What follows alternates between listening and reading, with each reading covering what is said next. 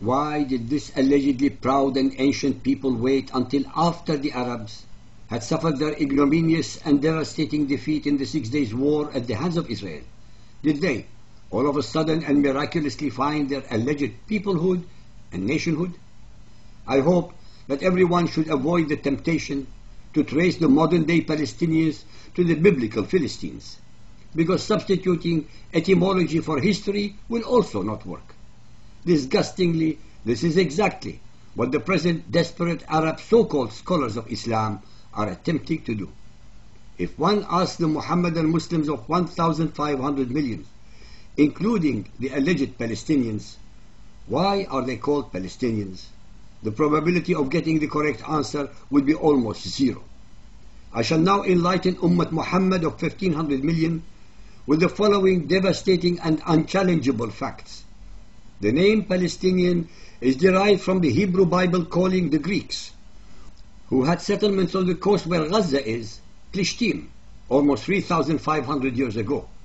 This name, Plishtim, can only be found in the Bible, and nowhere else, including all the records of the Arabs over the last 3,500 years. I would like to point out once more that these people, the Plishtim, were Greeks, not Arabs. After the death of King Solomon, his kingdom was divided into two states, Israel with its capital Samaria, and Judea with its capital Jerusalem. This is exactly why the Jews are called Jews.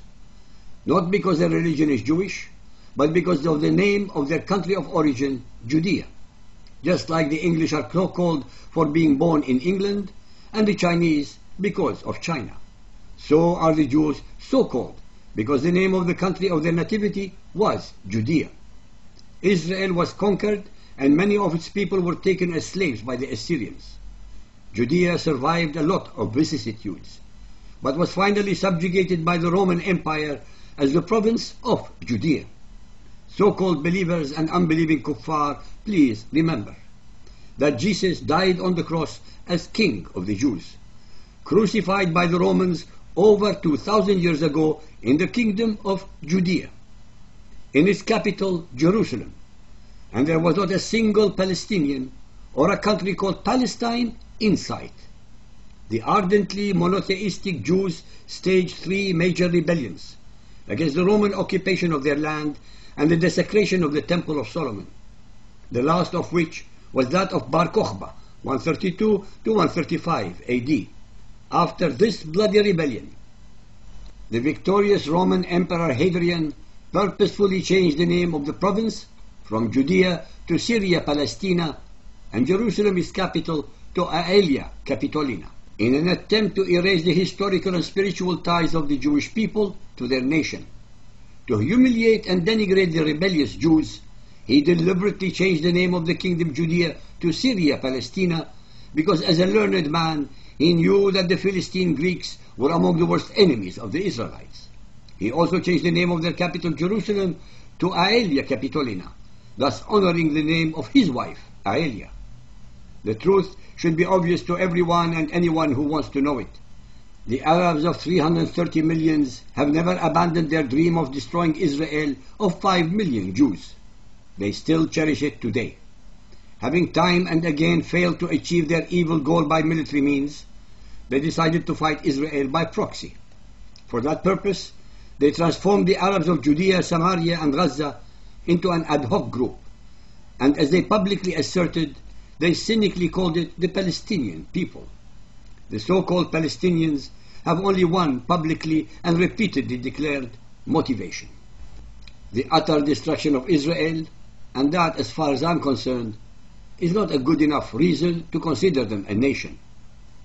It is one of the most remarkable of ironies that it was Muammar al-Gaddafi, the maverick Libyan leader, who addressed a gathering of Arab heads of state summit and brought to their attention similar points that I have asked, and then adding insult to injury, said the following: the only way to achieve peace in the Middle East is for the Arab countries to acknowledge and accept Israel and to pay Israel reparations for the more than 50 years of devastation they have visited on it. 1400 years ago, Muhammad, the consummate pirate of the desert, robbed, raped, enslaved and slaughtered the pagan Arabs, Christian Arabs and Judaized Arabs. That was not enough for him, so he graduated to plagiarizing, plundering, pirating, and or perverting. From their scriptures, traditions, and fetishes to concoct and compose his Quran, as well as a worthy ancestry for himself by pretending that all his verses were revealed to him by Allah, the supreme God of the pagan Arabs. His modern followers, the Muhammadan Arabs, in complete emulation of their mentor Muhammad and his Sunnah, concocted the myth of the so-called Palestinian people 1400 years later. Nothing ever changes in the depravities of the cult followers of Muhammad. Even after the lapse of 14 centuries, nothing ever changes. In conclusion, can anyone show the world any physical proof to indicate if there ever was an entity called Palestine and its people, the Palestinians? Can any Arab or so-called Palestinian disprove or refute anything I have just revealed, based entirely on answering the valid and logical questions that I have asked? Can any so-called Palestinian or any other human being answer the very simple but relevant questions above?